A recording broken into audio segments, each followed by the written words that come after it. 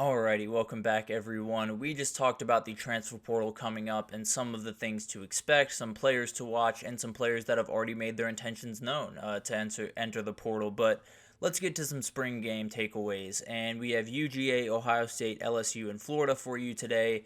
And we're going to start in Athens, Georgia. We'll start with the big dogs and UGA. And this was an interesting game. This was a game that looked a lot like a real college football game. This was two of honestly the best teams in the country going at it. If we're being totally honest, when you look at that number one offense and that number one defense, it might be the best sides they face all year, and they've pointed that out a number of times throughout the broadcast. But let's start with Carson Beck because that's where it's all going to start with UGA all year. He had kind of an interesting day. He had two picks, which were not ideal by any means. C.J. Allen made a remarkable play on one of them, but every other pass it felt like was where it needed to be. Every other opportunity he had, he did not miss. He made a number of really, really good passes. One to Dominic Lovett down the sideline. A couple on the last drive that were just remarkable.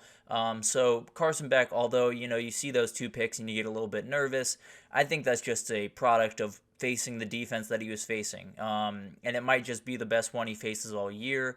I think Bama will give them a run for their money, but at the end of the day, this is a very big test for Carson Beck, and I think he did plenty for me to feel very confident about him going into going into 2024. And then let's get to this running back room because it's just loaded. Roderick Robinson was the guy that got the first carries of the game, and he is scary with the ball in his hands. He is not necessarily the most physical guy in the world. He still has crazy amounts of speed to him, but when he hits you really hard. And he's very, very aggressive at the point of attack. He's someone that's going to be literally impossible to keep off the field if you're Georgia this year. He's made so many strides from his freshman year where he was kind of thrust into action with some injuries there at running back, and he's really built off that. He's been really remarkable throughout spring and might just be the guy that trots out there first overall in the first game of the fall. It would be really remarkable to see. And then you talk about someone like Trevor Etienne, who came over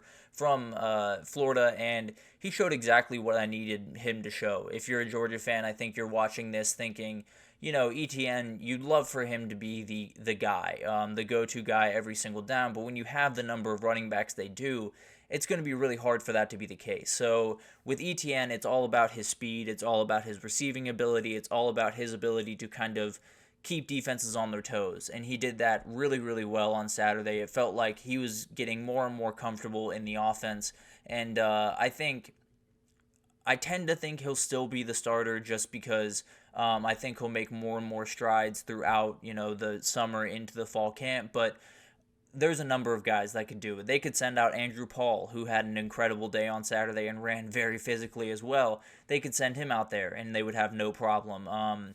Branson Robinson's still coming back from injury. So this running back room, as always, is just terrifying in every sense of the word. But Dylan Bell seems to be kind of the go-to guy for Beck, at least early on. That's what it looked like. Dylan Bell and him kind of made a very, very good connection last year, and he's going to be a huge part of this offense, so very excited about that. But the wide receiver that made all the noise yesterday was Dominic Lovett. He looked so much more comfortable in this offense from a year ago. He made a number of really, really good catches, including the insane one for the game-tying catch that sent him barreling into the hedges out there. But he was someone that really, really stood out, probably the player of the game as you go throughout the offense and the defensive side of the ball, and played exactly how you needed them to play. I think he will likely be the leading receiver for UGA, at least right now. That's kind of where I'm leaning. And then you talk about Colby Young, someone they brought in from Miami, an absolute dude. He is someone that they have been missing in past years, especially last year when you lose someone like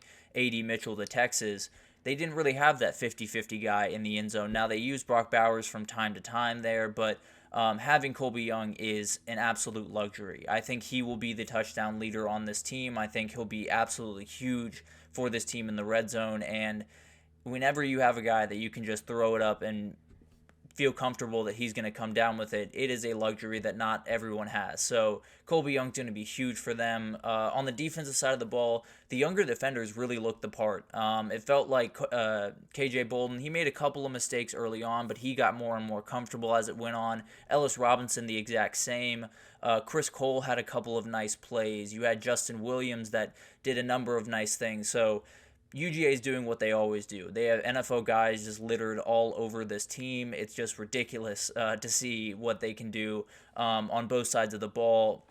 And the offense, the one thing that really, really stood out, although Dominic Lovett was kind of the guy that stood out, there's so many weapons on this team. If you try to guard all the weapons, first of all, you're probably not going to be able to, and even if you can, the ball is going to be placed really, really perfectly, and you're going to have to defend it as perfectly as the ball is placed to get any type of pass breakup, any type of effective play on these wide receivers and these tight ends, because the ways they can attack you is just insane. And then finally, on the offensive side of the ball, actually, Anthony Evans is an absolute game changer. This is actually offense and special teams. He's someone that every time the ball is in his hands, you have to watch the TV, because the dude can essentially, whenever it's in his hands, he is a threat to go to the end zone. He is someone that is a total difference maker for this team, and I would be very surprised if he wasn't making a couple plays that won them a couple of games this upcoming year, because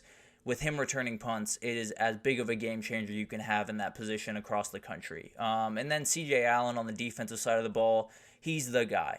He's the guy that all UGA fans were hoping he would be. I think he has the chance to be a Roquan Smith-level linebacker at UGA, an absolute game changer. He's so aggressive, so fast. I think this team is just remarkable. And then you talk about the player of the game on the defensive side of the ball, it's Mykel Williams. He was all over the place. He had a pick on a remarkable batted pass that he ended up catching, and the dude's athleticism is off the charts. He is going to be all over the place in 2024. They're letting him, have his hand in the ground sometimes, not have his hand in the ground. They're playing very versatile with him, and it's definitely paying dividends early on. So overall, this game was iron sharpens iron. It was every UGA practice the way you would expect it. These guys were going after each other. It was incredible. There were NFL talent just all over the field, and it really showed. So very, very impressive showing. I think this team could honestly be better than the last 3 years, and I'm not even joking. I think they are so complete. They are terrifying on offense in so many different ways that this team is going to be downright scary. But I feel like we knew that going in. But let's jump on over to LSU and let's talk about Garrett Nussmeier, because he was the talk of the day. He was absolutely perfect, and that's music to LSU fans' ears. There's no two ways about that. They definitely wanted a great day from Garrett Nussmeier. The problem is it came with not a ton of resistance, which is something that sounds like nails on a chalkboard when you talk to LSU fans, because the defense was downright bad last year. There's no two ways about that. It just looked ugly, and it did not look a lot better in the spring game, to be totally honest. Now, there were some bright spots that I'll get to here in a second, but continuing on with the offense, Ricky Collins looks like he's shaping up to be the QB2, still fighting with AJ Swan, who is a Vandy transfer, but a very, very talented kid that I think will be ready to roll whenever he needs to take over, whether that's 25 or 26. Probably 26 if I had to guess, but who knows? Garrett Nussmeier can put up some crazy numbers this year, I promise you that. And then you talk about the wide receiver group. CJ Daniels showed out. He was a Liberty transfer at wide receiver, flashed big time in this game. Kyron Lacey looked the part. I don't think any LSU fans are worried about him. Aaron Anderson showed some of his speed that he has. Shelton Sampson Jr. Was targeted a few times, made some catches, definitely some good things out of that wide receiver room.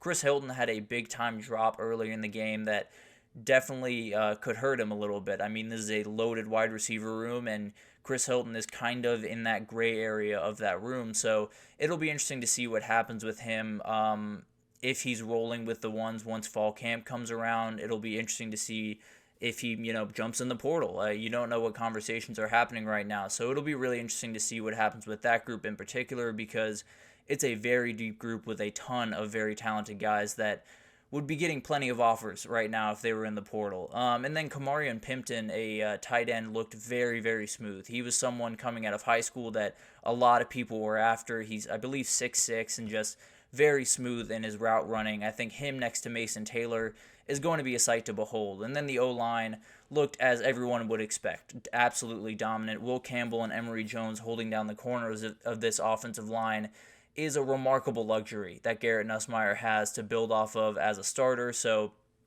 everything on the offensive side of the ball seems all systems go. The run game looked really good. I think they could add a running back throughout this process if the right one came available, but for the time being, I mean, this offense looks as good as it did a year ago. It's just remarkable the ability that they have in that room, especially across the offensive line, which makes everything a little bit easier. But let's get to the defensive side of the ball where things were a little bit up and down. There were a couple of guys that flash. Gabriel Rilliford is someone that was an early enrollee defensive lineman, played against kind of the backup, so didn't face the Will Campbells, the Emory Joneses of the world, but still had a big-time showing and definitely flashed in some ways that LSU fans have got to love with that point of attack, that they need to be a lot better. It seems like the point of attack, although, the names aren't necessarily off the charts, it seems like in the short time he's been there, Bo Davis has made at least somewhat of an impact on that room and made them a little bit stronger, but that back end just does not look very strong. Jair Brown, the OSU transfer from Ohio State, was the light point of that back end and definitely made some good plays throughout the game, but there were some broken coverages that looked a lot like last year. There was some worry for sure, and I think they will be very active on the defensive side of the ball throughout the next couple of weeks, kind of just picking up what they can, because they're going to need a ton of help, especially on that back end, just to put together a good five.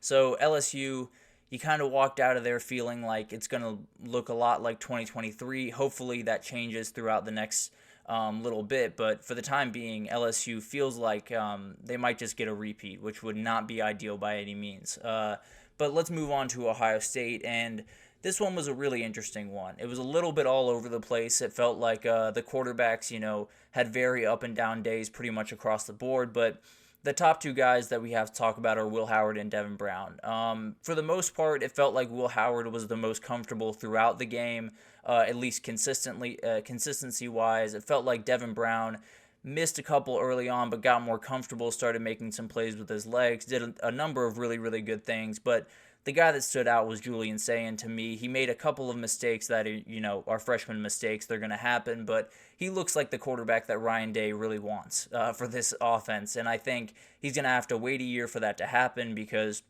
Julian Sayin is still pretty early on in his kind of process of developing, but at the end of the day, I think he's a very talented kid that could take this Ohio State offense to where they should be, which is right up at the top of the country. So it'll be really interesting to see all of this develop. I think Will Howard, right now, I would say, is in the lead to be the starter, but Devin Brown is right on his heels, and it's going to go all the way to fall camp and maybe up until week 1, to be totally honest with you. But the good news for Ohio State fans is this might be the last year where you have to worry about, who you're going to put out at quarterback and is that guy going to be effective, because I think Julian Sayin is an absolute game changer. I think he's someone that Ohio State fans have been kind of waiting for since C.J. Stroud walked out the door. So very excited about that, but that's obviously still a ways away. On the defensive side of the ball, though, these corners are really good, pretty much across the board. Noah Igbinosun made a number of really good plays. Denzel Burke is a very experienced guy that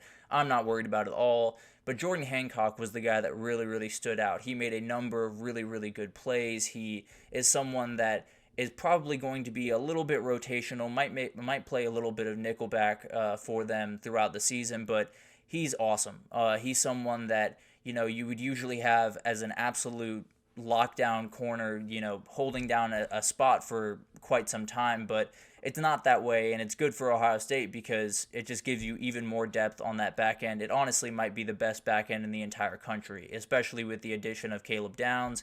You have Lathan Ransom back there. I mean, it's just insane what they have on that back end of that defense. But moving back to the offensive side of the ball, the O-line is a little bit worrisome. I won't lie to you. This defensive line is incredible, to be fair, and they are going to abuse plenty of offensive lines, but they were all over these quarterbacks a lot of the game. They did a lot of things that O-lines, at elite O-lines at the very least would not let happen. So I think that's definitely something to watch for as we go throughout this process. Ohio State just has to be active. They have to find a couple more offensive linemen, even if they're rotational guys, just to give you some options. I think they're going to need at least a couple of guys to be coming in just to give them a little peace of mind going into summer and then into fall camp. But the good news for them is even with this offensive line, even with, a quarterback that might not meet the lofty expectations of an Ohio State quarterback, this wide receiver room is out of this world. We knew that they were out of this world. We knew that, Emeka Egbuka was going to be awesome. We hadn't seen Jeremiah Smith yet, but we'd seen plenty of clips. But this dude is a game changer. He is insane. Watching him on the football field is something that is totally different than anything that I've ever seen. He is someone that you throw it at him, it's a catch. You throw it near him, it's a catch, to be totally honest with you. He was compared to LeBron James on the broadcast, so gives you an idea of the athlete that you're dealing with. Obviously, that's very, very lofty, and he might not be LeBron James level, but the dude is a game changer. He's going to be the entirety of his time at Ohio State. He's going to be maybe one of the best wide receivers to ever walk through there, but he's still got plenty of work to do. He's definitely someone that is a total difference maker and will be all over the field this fall, but it's going to be a long time. He's going to be in Columbus, and Ohio State fans have to love that. At least 3 years that you get to hold on to him, and it's going to be a special 3 years, I can tell you that. But let's get to the back end of this quarterback room. We talked about it a little bit earlier when we were talking about the portal, but Julian Sayin looked more comfortable as he went throughout the day. He's someone that I think Ryan Day really likes. I think he could definitely take over once Will Howard or Devin Brown moves on. And then you have Aaron Nolan. He's just electric. He can make every single play, can escape with his leg, can do a number of really good things, led an awesome touchdown drive throughout the day.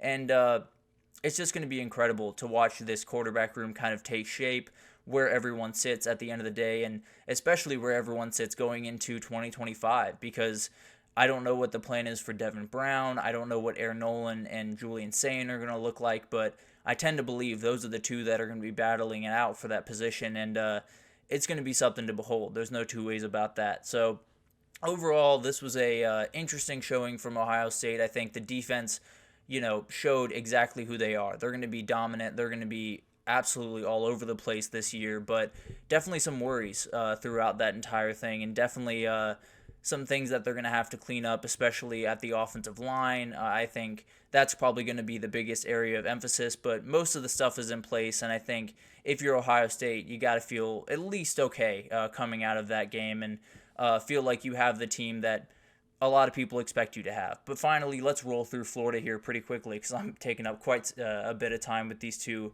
segments here, but DJ Lagway absolutely stole the show. He went for over 150 yards, 2 touchdowns, definitely had some freshman mistakes, had a pick where he kind of stared the defender in, but overall looked really good, looked like the guy that Florida fans want him to be. The defense is something to worry about, again. It's something that I think a lot of us expected, but the back end of this defense just does not look very good.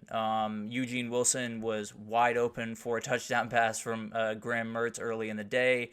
I think Eugene Wilson, side note, is definitely going to be the number one guy for this team. He is a breakout star that is happening before our eyes, and it's really, really cool to see. Mertz had a really solid stat line, went 15 for 27, 243, and a touchdown. He did have an interception, but he looks like he's getting more and more comfortable throwing to every point of the field, doing the things that we talked about last week where you got to start making those downfield aggressive shots. It felt like he was more comfortable doing that on Saturday. So I think that's huge for this team, and definitely could take them to the next level this year and keep Billy Napier in Gainesville, which is the hope. But the story for LSU could be the same for Florida. It feels like this defense is something that could really hold them back the same way it did in 2023. Obviously, that offense didn't necessarily hit every single week, but at the end of the day, the offense was miles ahead of the defense a year ago, and it feels like that's kind of the same story this year. Now, still plenty of time to go. LJ McCray made a couple of big plays, the freshman D lineman. They had a couple of players show up at the very least. But the defensive staff and Billy Napier are absolutely going to be up against it this year. They're going to play a lot of really good offenses, and if they can't keep that team, on the same page, if they don't necessarily have to be dominant on that side of the ball, and they probably won't be, but you can be tough to beat. You can be bend, don't break. You can be opportunistic with picks and fumbles.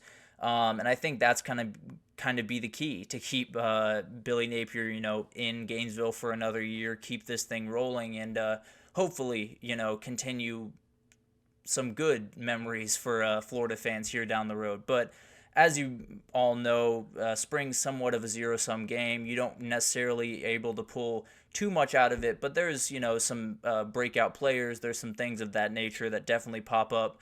Obviously, we did not get to Bama, Penn State, TCU, or Tennessee, Tennessee, a ton of other teams that played on Saturday, so we will get to those through the next couple of days, probably break down at least a couple of days, so definitely tune in for that. But we're going to take our second break here a little bit late here, but we're going to take our second break, and when we come back, we're going to talk about the unique spring game, if you want to call it, that happened in Oxford yesterday. Ole Miss is kind of setting a new precedent for what spring might look like in the future, so I want to break that down and my thoughts on that right after this.